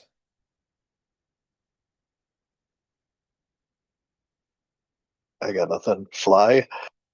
Fly away. Okay, why are you making a weather balloon if you can fly? Or why are you Going to say like those those like almost like flying squirrel suits. Oh, okay. So you mean like deploy a suit that you're wearing and glide away from the weather balloon? Okay. Not flying, it's falling with style. Yeah, it's falling with style. Thank you both. You gotta like somehow turn the nylon of the weather balloon into a wingsuit. Oh, there you go. Okay, that's a good one. We'll repurpose that's like the MacGyver solution, isn't it? Into a wingsuit or a parachute. Good work. Okay, and last one, you cut the wrong wire, the bomb's gonna blow up in 3 seconds. How could you possibly resolve that one? Something wild and crazy. Throw the bomb into your chest compartment. Or the I was bomb gonna inside say, yourself? Go ahead. I was gonna say you don't, but when it goes off, it's not actually like a bomb. It's like a basically the villain's kind of like winding you up and teasing you, and reveals that while you were disarming the bomb, they've gone and killed your mentor. Okay. A little He outside really the wants scope of the mentor exercise, to but die. yeah, A joke removable, right? very creative. Doesn't quite fit in the scope of the exercise, but good thinking there. Okay, let's now we have a bunch of problems and we have a bunch of solutions. So now we have to think of what would be a setup here that would justify this and make it feel satisfactory and like justified, and not like we just pulled this out of nowhere, which we did. Let's start with turning the bra into a lockpick. Okay, how do we set that up? Do you want me to say how? Because I actually wrote this at one point. Or Okay, should we just let someone who hasn't done that? Yeah, do let's it? Oh, I have an not idea. from your actual story. Let's come up with a new solution. Go ahead, Luke. All right, let we- Luke go then. Okay. We see her like practicing like folding paper clips or something into different things early in the script Good idea. or the Okay. novel, I guess. So show them using the same skill in a different context. Exactly. Great, awesome. Is that close to what you did, Megan, or how is Luke warm or cold? Well, she's not foreshadowed doing that particularly, but she is foreshadowed working with her hands, and that kind of thing, and you get the information that she'd been taught this by a particular customer who'd given her a set of lockpicks. But so you don't get the foreshadowing, but I like Luke's foreshadowing. That's a really nice way of showing that they potentially have this skill. You Yeah. could have the mentor explain to her early on that, oh, you can make anything into a lockpick as long as it's thin and made of metal, and then he Sure. dies. Because you guys just hate mentors. All right, that's a I'm good just solution. keeping the Well, I gag mean, you alive. can't really have a hero's journey without taking the mentor out at some point. Otherwise, Yeah. the mentor could be the hero, right? Somebody should write a story called Dead Mentors Club, where the ghosts of all the dead mentors get together and they're tired of this bullshit or something. I don't know. Okay. That'd be- I I'm don't know still where to Yet go. thinking that Star Wars channel exclusive. There you go. Go ahead, Becky. Were you saying A something? Jedi Club. I was just saying I'm stealing that. It's all yours. I think I did see something once. Was it a short story called like Dead Wives Society or something like that, where it was sort of like the every like cop and action hero's dead like murdered wife got together for something. I don't remember what they did though, or if it would. I don't remember what happened to the story at all. Are you thinking about the final girls? No, but I know that one too. Okay. I think it was specifically people who had died, and the final girls are the ones that live, so it couldn't be them. Okay, let's look at some more setups and types of setups that we can do. So let's just write that down because that is one of the best versions of this. So showcase the character using the skill in question earlier in a different context. So these are types of effective setups. Let's come up with some more. You can also pull a reverse on that where you see them doing the thing successfully, and then for some reason they can't do it later, and you have to figure out what the block is, right? Oh, okay. So So it can be like one way or the other. So they sure, can either so gain the skill or show something that's similar to the skill, or you can show them being able to do the thing and then having them fail at it later, and the question becomes why can't they do it, right? oh, okay. Yeah, that Anyway. you can use that for certain types of situations. Yeah, for sure. Especially if you set up like this character is the best code breaker in the world, then he gets a code and he can't break it. We're like, oh, it must be an alien code or something, right? Because we set up that he should be able to do that. Yeah, that sometimes works. Okay, let's do more. The mentor is captured, no chance of rescue, and you have to enlist the person you hate the absolute most in order to rescue them. How can we set that up?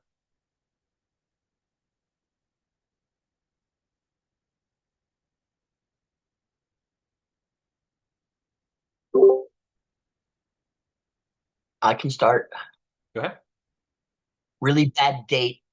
You went on a really bad date with the person and you found out all these things about them, and you're like, I don't like this person, I hate this person, but now I know that they have the skills that I need to get my mentor out, and I've got to go deal with them. And so, not only do you have, the sort of like we've got to work together vibes, but also the you repulse me vibes. Okay, so an early scene that showcases the potential partners or the potential collaborators' abilities, and proving that they have what it takes, that they would have what it takes to solve the problem. Yes, but they're just an insufferable bastard, or if you prefer, you can switch the roles around. I've got a heroine in this case rather than a hero, but you can always switch those roles around. He could be coming to her and she could just be awful. There's awful people on both sides. So Certainly. Okay, any other ideas on this question? Go ahead, Luke. You could set up the enemy as the only person that can rescue the mentor for, maybe the mentor is in, an ice prison that's impenetrable, but the villain is the, fire mage, and he's the only one that can possibly penetrate this ice prison or something like that. Great. Yeah. Maybe if they're the only one that can solve it, maybe they have just the right skill set or just the right power. Superhero comics do this stuff all the time. Let's do another one. Batman's hanging over a pit of. Wait, did we skip one? No. Batman's hanging over a pit of acid. He drinks the acid. How the heck do we set that up? I actually have an idea for this. I was thinking about it. The Spider-Verse has this guy called the Spot who has all these little portals to pocket dimensions all over his body. Maybe Batman has a portal dimension, like just, in his I don't know, tooth pouch or something. It's hidden in his, for emergency use. And Okay. that's how he drinks the acid. It just goes into another universe. Okay, how do we set it up though? He has a very, very long life straw on his Batarang belt thing, right? Those life straws that you can put in like a muddy puddle and you drink water from them. He's got a really long one of those that telescopes out. Sorry, just stupid ideas. No, I was Well, gonna say to set it up, we have okay. a fight in the opening with the Spot. Batman defeats the Spot, and then that's our setup. And then the reminder is like he's analyzing the holes and under a microscope or something and showing like, oh, they, go to a pocket universe. Okay, so And you then payoff. Go ahead. And then the payoff is he deploys his gadget, which is, I don't know, pocket dimension mouth, and drinks the acid. Okay, so the hero learns a new concept and then applies or makes something with that concept off screen, and then later we see the result of them having sort of learned a lesson and learned if we're studying oh, interesting portal technology, I wonder what I could do with this. And then sort of in between that and solving the problem, we assumed, I guess, Batman sort of makes some device using that idea. That can work well. Or takes some action off screen. The enemy has made a giant blunder and it's a vat of citric acid, and he doesn't get a cold for the next 10 years. Oh, wow. He'll be unstoppable. And then And we see him training with the Himalayan, I don't know, soup masters, and they consume mass quantities of soup or something, and that's where he learned the secret art of acid swallowing. Oh, sure. Yeah. And maybe early on he has to solve a different problem with that. Like he has to do something that you have to have really strong breath for, you know what I mean? Like he has to like inhale something, or he has to, what would you need really strong breath for as Batman? I'm not sure. Um but in any case, yeah, sort of it's kind of connected to that idea of showcasing that same skill in a different context. I think a lot of the time that is it seems like a lot of these best setups circle around that idea. Okay, let's do a couple more. We've got just these left. Trapped under the ice, we find an underwater cave with an air pocket. Okay, how do we set that one up? I had the idea for this one. I've been thinking, Okay. and technically, you set it up as the background when the person gets there. Like there are informations about like come explore the air pockets around this area, or like come do some diving. We are going to explore these places with really weird fungus and things like that. And like Okay. it's all around it, but the character never pays it much attention. It's just there. But he really is like noticing the place itself. Sure, sure. This is like classic foreshadowing. Your character's on a tour bus, and as they're having a conversation or they're doing something else, we hear the tour guide say, and actually this area is known for its cave systems and its extensive underwater canals, and the character's not even paying attention. Doesn't seem relevant or important. That can work. Great. Any other thoughts there?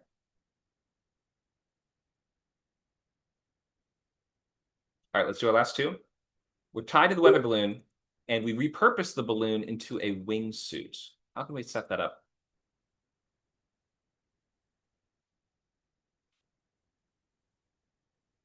I'm trying to think a little bit more creatively than just showcasing it. Why am I echoing? I think it's Joyce's mic. Joyce, are you there? Thank you. Okay, go ahead. Sorry, just turned it up. All good. Did you have an idea, Luke?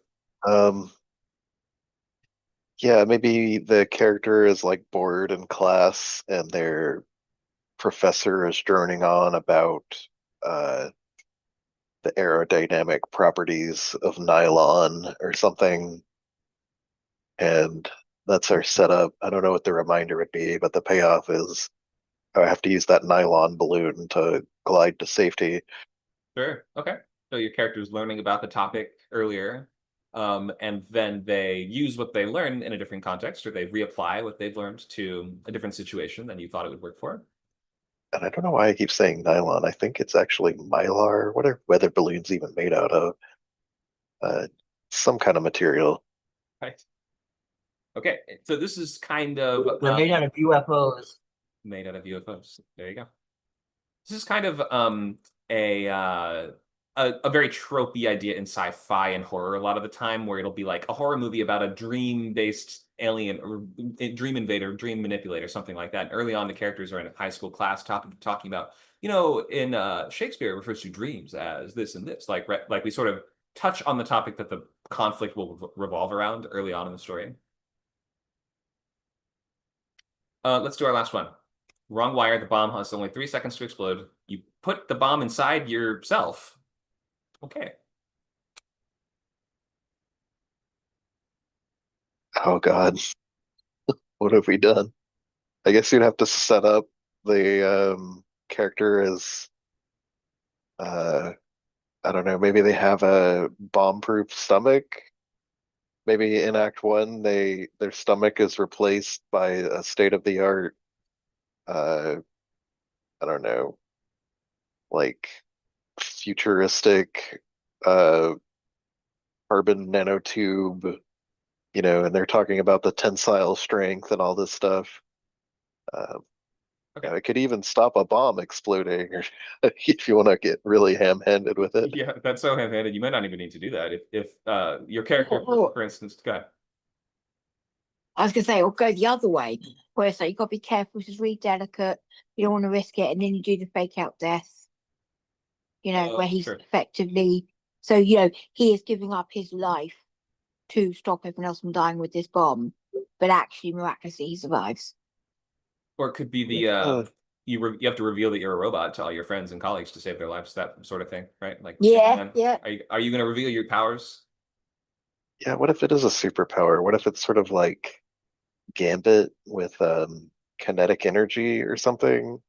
And so we see this power, but we don't know sort of the limits. And this is just showing us like, the bomb goes off, like, oh, did he survive? Is he okay? And then we reveal, oh yeah, he's okay. His superpower absorbed the kinetic energy from the bomb blast. Now he's got a mega laser ready for the enemy or something like this.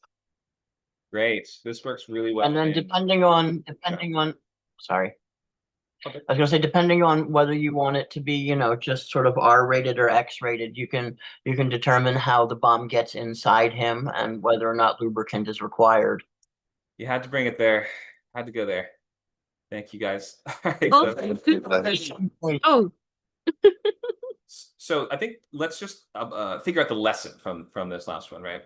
If you set up that your character has some sort of power, or they're going to use their same power for something that we didn't know it could do later down the line, then it helps to show a small example of them using it that doesn't fully lay out all the potential evolutions or permutations of that power. So we might see, for instance, your character has fire blast powers. Early on, they use it to start a campfire. And they're like, whoa, what else could I do? Then later down the line in the story, you might be able to use that for some different reason, right? Or you might be able to do a bigger version of that because we understand the character has either been experimenting with that power, or they've been thinking of different ways to use it, or they have applied it some different way. But yeah, showing a small example of it first is a great tactic there. Okay, we are at, let me fix my slideshow. We're pretty much towards the end of this class. I mean, I know this was sort of a loose one, but does anyone have any topics about these questions that we discussed today pertaining to twists, reveals, setup, and payoff? We haven't talked much about reminder. I think reminder is super important. Setup and payoff doesn't always work without a reminder. Yeah, can you go deeper into that and explain maybe an example or something you've used before or something you've seen? Oh gosh, an example. Or you could think of a theoretical example if no direct example comes to mind. Yeah, let's just use one of the previous slide examples. Could you go back? I only remember a few of them. Just want to pick a simple one. Can I say I think I'm gonna head off now because I'm starting to get tired. It's like 9:30 at night. All Okay. good. We'll see you next time. Thank you guys. See you later. Bye. Okay, so the lockpick thing. Actually, I do have a really good example from The Prestige, but it requires spoiling that entire movie. Let's It's talk pretty about the old. lockpick. Okay, go ahead. Uh, the Act One, we see. So if we open the movie and show this character, I don't know, fiddling with metal objects like paper clips to turn them into things, and then we end the movie with the getting out of the cell, the audience might have forgotten that that was even a thing. So we need something in the middle of the movie to remind us that that's a thing, or to, yeah, that's literally the purpose. It's just, okay, here's a little reminder that that's a thing, and then we pay it off later. Just otherwise, people will literally forget that that was a thing. Sure. Yeah, a character might mention it. You might see them again use that skill to do something, to solve some other issue, some other problem. Yeah. We might have that mentor, say something like, oh, you could turn a, as long as it's metal and thin, you could turn it into just about anything. Then they die. Then die. Yeah, but the I don't know. I just want your thoughts on the reminder general. Yeah. it's also one I'm having trouble thinking of direct examples myself, but the principle is that you come up with some other small context for that same thing to come up, but you still don't want to hint too much as to what it will eventually be used for. So maybe you have like 3 potential uses or explorations of this power, tool, skill, or ability. The first time it comes up is smaller. The second time it comes up, it might actually solve an issue, but it may not be the same issue that it will eventually solve. And then the third time is it being sort of recontextualized yet again. So yeah, I think it's a good idea. You can have a light touch with this, especially in a movie, but for a show with like multiple or like a long book, you have to maybe think of more reminders and like smaller ways to sort of like uh, connect the audience back to the information they've learned somehow. If it's like 20 chapters later, we can't always expect that the reader's even in the same sitting. A movie's very different. In a movie, you can have a much lighter touch with this because they're meant to be consumed uninterrupted in one sitting.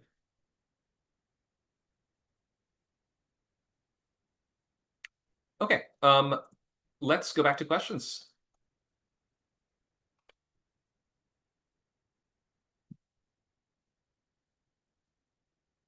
Lou suggests also you could elevate a reminder into a recurring image or motif. Oh, sure. Yeah, you could disguise a setup as like just a thematic motif. That's a great idea.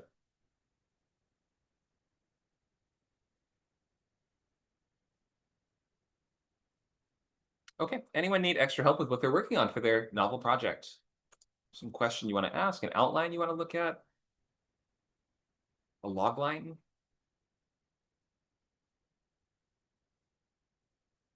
Talk about bees. Okay. You need extra help with Um, these? Something that's gonna fix my my Johnny character, the non-temporal bee man. My brain is not working today. He basically perceives, I don't know, you know the deal with Johnny. If I In remember, this, he's kind of like unstuck in time and showing up at random yeah, points in the story. That's all I remember. And he's made of bees or shoots he bees or something basically like that. he's made of bees and he perceives the events of his life non-chronologically, like all at the same time. So the effect can precede cause in his timeline. Right. And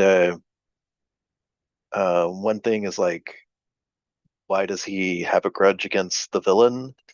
And I'm going to include that in this sort of like chapter where the main character, has the choice to settle down or not in this small town. At the edge of the town, there is some kind of I don't know, like grove or something that used to be full of bees that like nobody ever goes there.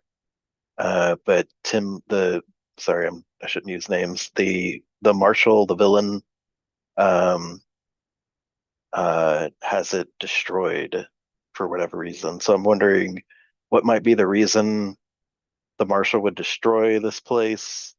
Maybe just for resources or some kind of land grab, or he's going to develop it into something. And then um, how is it revealed to the main character without just, I don't know, telling?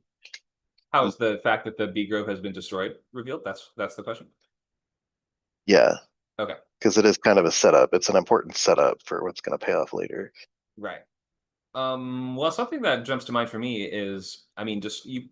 It's hard to imagine how just destroy. Well, I guess in terms of like land clearance and stuff, there might be like valid logistical reasons to clear out a grove like that. But if it sort of has like symbolic importance in your story. It probably might work if there was some sort of symbolic importance to that. It was like a garden or something like that, right? Like it was built by like the founder of the town, and it was like a place where the people in that town had like some important, like it was either a historical site or something really important, happened there, or it has some sort of significant kind of like emotional meaning to people. Like a sanctuary for Yeah, the, sure. I don't know, the guardian protector of the village, or I don't know, something bee related. Sure, sure. Or maybe he planted all these flowers, for in out of respect for somebody that died, and it kind of like the bees that it drew to them would sort of be like an extension of that person's life or their presence, their warmth on Earth somehow. So maybe it has that kind of like emotional reason for why it existed, and also that same reason for why it would be destroyed. We're trying to oppress and dishearten people, and maybe say like resistance against my regime is impossible or whatever it is. So therefore, I'm going to destroy everything that the creator of the local town put up, or I'm going to do this to specifically dishearten people and make advance my goals in that way. Kind of like in you remember in Andor season 2, the reason that the riot on Gorman started was because the Empire was building Right. something that it was going to be a structure that the shadow would just fall over a square. And they were rioting because there's like historical reasons why they said no shadow would ever fall in the square again, or something like that, right? Yeah. But ultimately they were after the resources under the ground, and that might be part of it too. A big part of the story is this anti-magic chaff called gerdium phosphate that they're all obsessed with. It sort of like triggered the gold rush, quote unquote, in this world. Okay. And that could be a reason. It could just be like we got to clear out this orchard. These trees got to go. We're gonna, you know, build a a ranch, or I don't know, what do you build? A gun farm. Uh, I How don't know. It's how did the guy end up getting merged with the bees though? Was that relevant or is that not relevant?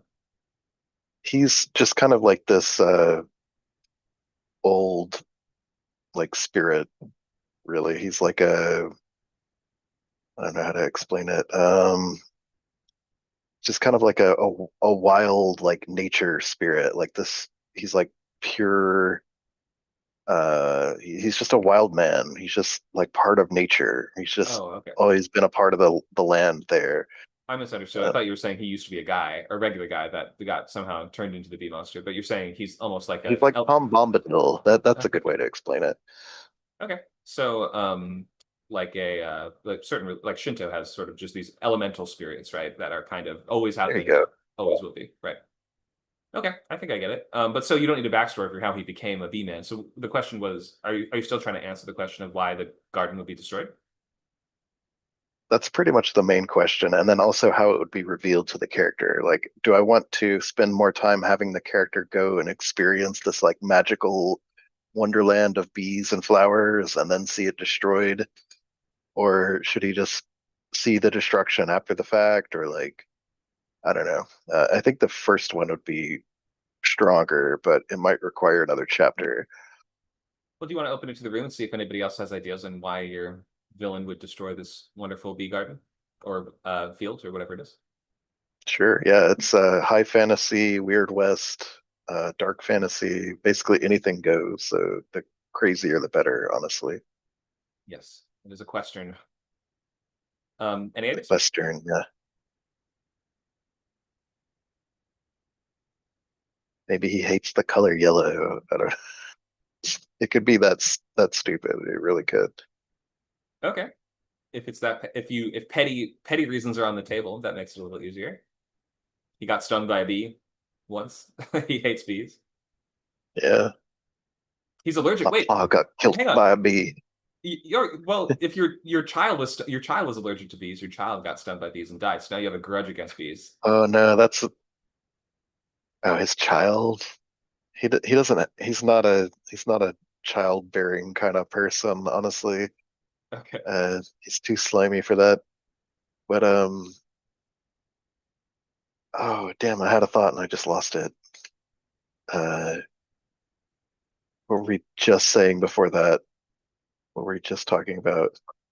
Maybe it could be a family member, not necessarily a child, like a sibling, something more in the past. Makes sense. We were just talking about allergies like just before that. No. Oh, allergies. Yeah, I don't know. This guy doesn't really have much family. He's sort of the the idea is he sort of represents the idea of like American individualism. So he's, quote unquote self-made, though he does come from money, but that's his only like lineage. He's just his family are all out east or something, and he's the only one of them that's out west. Hmm. Um, I wonder if there might be some dumb capitalistic reason why he destroys the field then, if it's like, this is symbolic Yeah. and important to the people here, but it would have made him 50 cents, so that's why he destroyed it. Yeah, that's what I'm thinking. Could be that they stopped one of his like endeavors because he was doing it in a land where bees were important, or there were bees like nests there, like many of them, like in this area there were many of them, and he wanted to buy that land because it was cheap, and the endeavor ended up like going under, and he lost a lot of money out of that. Okay. More capitalist reasons. Are bees? I also am considering changing it to locusts, but I think I like bees too much. I think we're gonna stick with bees. Do bees have a natural? Do bees have some kind of natural enemy? I think Wasps. Yeah, wasps or hornets will eat bees. Okay, that doesn't quite Bears? work. Are bears the enemy of bees? Bears, I guess. I mean, bears don't hurt the bees themselves. They just take They're- the honey, and that doesn't hurt them. Doesn't it destroy the hive though? Or break it up? Are bees destructive to anything in nature? Do they? The opposite. They are the reason why fruit exists. They are So the principal pollinators. right, so they couldn't really threaten any of his buildings or anything. Well, they might or- threaten a nice picnic spot. What about animals? Do they kill any kind of animals? No, they're just offensive, and they usually just like hurt them. It's more like a dissuasive tactic. Their hornets are not toxic. Well, what if we need the land to feed a certain type of animals and Oh. we just kill the bees and clear them out so we can raise, I don't know, giant flightless birds or fire drakes or something? Okay, so sort of ecological reasons why you had to clear them out. I could see that. Well, I mean, to make money, we're like Okay, factory farming these things. Okay. Well, yeah, Uh, anything you build over a field, a verdant field would destroy it certainly. But if mm, so or I wonder if maybe he just turns them into apiaries, like you destroy them all to capture the bees and to mass produce honey or something like that. Could that be it? Part of it? um, yes and no. I don't think it works as well as just destroying it utterly. I see. Okay. I see a question from Luke before we end. I missed last week's class because of a holiday. Was wondering if I could catch up with a recording if we have one. Yeah, there should be a recording on the video library. Do you have access to that already, Lou? If not, just send Nacho a message and he'll give you the link. We could just build a giant oil derrick there or something, or like whatever those things are called, like a pump, oil pump.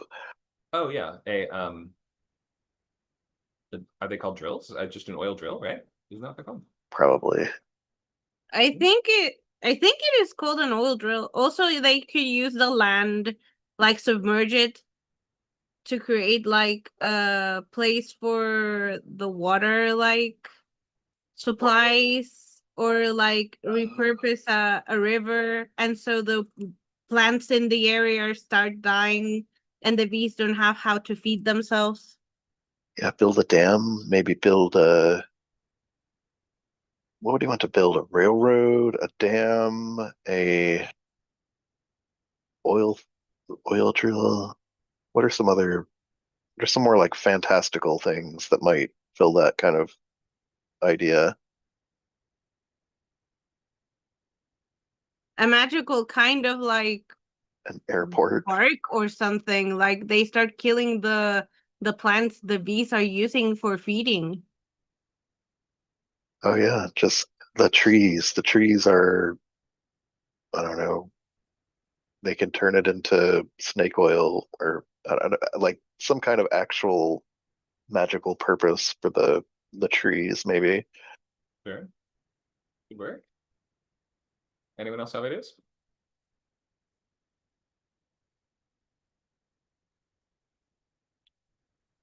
I think I'm just gonna go with oil or something like that. Oil, Some kind of machine extracting something from the ground, maybe the phosphate. We could do that. there you go. Yeah, it's a very easily understood plot element. Yep, for sure. Could also be underground, like water, like underground sources of water that would kill the plants and that would eventually kill the bees. Okay, making wet. Good point. They need to extract all the water to fuel their AI center. What do they call those things? Data center. You should see Eddington, by the way. I know I mentioned this already. Yeah, I'll give it a watch. It's the only movie I've seen that actually brings up AI data centers so far. I'm sure more will in the future, but I didn't know it was modern. Just looking at the poster, I'm gonna have to research it oh, it's before I very watch modern. it. It feels like a period piece made about right now, basically. Like it is aggressively Oh, modern. is it absurdist or surrealist at all? No, no, it is not. Okay. I only watched the first half last night because it is long, though. That's the only thing. But I watched the second half today and let you know. But at least the first half, it's very grounded. It's like it's a dark comedy drama set in a small town in New Mexico. So anyway, check it out. Oh, cool. Really, really textured and detailed as well. Oh, Like Panther has a incredible depth. question. Okay. Would having lots of things for one world be overwhelming for a reader? What would the balance between overwhelming world building and not boring world building? Okay, sure. So, in terms of like worrying that your world building might be boring, readers, if they're gripped by the story, they don't care about world building at all. They won't even think about it if they're having a good time with characters, watching them pursue goals in active and interesting ways, and the plot is holding their attention. They don't care about the world building. The world building is something usually the author cares about more than the reader. So I would say you can have a light touch with this. You might need less than you think, and you probably need to explain less than you think. I would give us kind of like the baseline in order to understand the essential tools and rules that your character will interact with for the purposes of the story and be more explicit about those, especially in the early setups. So if it's going to be a storyline where your character has to learn magic and do magic, then we probably want to know that magic exists in your first act, and we probably want to know who gets to use it and what it does. But if, for instance, there are dragons in the world, but your character will never ride or fight a dragon, you don't really need to world build about that. You kind of just focus that around the things that will be most relevant for your story and that will be solving problems for your characters. Especially because we like we talked about today, if you come up with a wild solution, we need to make sure that we set that up beforehand, often with world building elements that prove that that thing is possible or show that a character could have access to it somehow. Anybody else have ideas they want to share on too much or too little world building? You can just focus on what's important for the story. The reader will do all the heavy lifting of like filling in the in between and like asking questions. It it's iceberg theory. Just show the tip of the iceberg, and the reader will imagine the rest. Mm-hmm. And in certain genres too, we are more accustomed to tropes, and the fact that it seems like your story exists in a world with tropes that we recognize might do some of that heavy lifting for you. You mentioned, for instance, I have a lot of species in my world, like vampires, hybrids, and demons and elves and things like that. Readers of high fantasy are pretty much familiar with a lot of that, and you don't have to go way out of your way to explain things that we already assume or already know just from being familiar with the genre. So Right. if you would pick the race that is most relevant for your story, and maybe we could learn about their backstory or why they are the way they are or what they can do, or like the species that your hero is or the species that your hero will interact with the most, or if we have to like or if like the rift between vampires and demons is like the core world building idea of your world, then we probably want to focus on that rather than learning also about the conflict between mermen and aliens, right? So just pick the stuff that is going to come up the most and is going to affect your hero the most.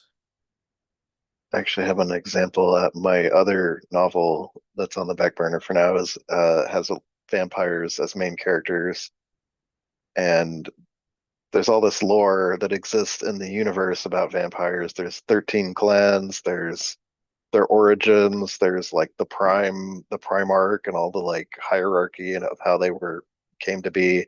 Mhm. None of that's important to the story. So we focus on the one guy, the one clan, his central relationships, and everything else is just implied. They know about it, I know about it, but the reader doesn't necessarily need all that lore dumped at them. They just need the main details of what applies to the story. Thank you for that. Anyone else have any ideas or thoughts on that they want to share in our last few minutes here?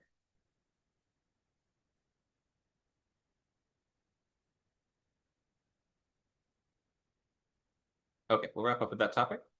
We have time for maybe one more question.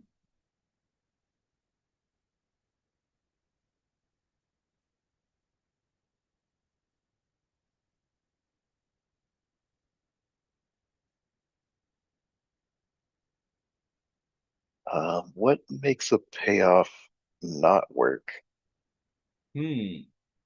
What makes a payoff not work? Sure. So, a bunch of stuff. I think some of the biggest things are going to be not enough setup, not foreshadowed properly. Feels like the hand of the author is too evident because the solution. Wait, is my sound working? Can you hear me? Yep. Okay. It wasn't lighting up for some reason. So feeling the hand of the author is the biggest problem with payoffs. And that means either something inorganic has happened, something unrealistic, or something that was not properly motivated has occurred. That I feel as a viewer, I missed a scene. It feels like I should have had another scene there that would have taught me the adequate rules. So either the reader wasn't taught the right information beforehand, or the character learned information off screen that they then use, kind of cheating, or the payoff is weaker, is less interesting than the question. That's a big one. That's one of the biggest ones that I mentioned at the start of the class. The question's less interesting than the answer. So it's like when you have a really interesting question for the movie or the book or whatever it is, right? Then you need to make sure that they kind of match each other and that you don't build up the expectation that something very different will be that answer. And it can sometimes be a bit of a it's not always a problem, but it definitely comes up, especially in like kind of crime and mystery type stories where it's hints that it might be supernatural, and then it turns out that it's not. A lot of viewers and readers get annoyed and disappointed with that, because to Really? them, yeah, if you suggest maybe it's supernatural, then it turns out, and you like build it up for a long time, and you give all these little hints and clues as to like arcane, like to me, True Detective was like this. First season of True Oh, Detective, okay. there's a lot of implication that something supernatural is involved. And then at the end, it's kind of like, well, no, a kidnapper just did it, like a murderer just did it, right? Is the opposite true if you set it up as, oh, this must be natural, but then it turns out to be supernatural? Yeah, that could Would be a that big problem. have the same Yeah, effect? for sure, that could be a big Okay. problem too. So it's not a problem for everyone, but a lot of readers are jarred by that for sure. So that's why even setting it up in some small way at the start, even like thematically hinting that the story might involve magic, even if the magic doesn't actually come up till almost the end or something. Like you got to find small ways just to give us something, some kind of breadcrumb clues that will lead there. What about Deus Ex Machinas? And I think some of them actually do work when like in Greek culture, people thought the gods intervened all the time, and that's why they worked as part of that storytelling. Mhm. In our culture, we have things that can intervene, like the military or the police or these kinds of Deus Ex Machinas can work, but they don't always.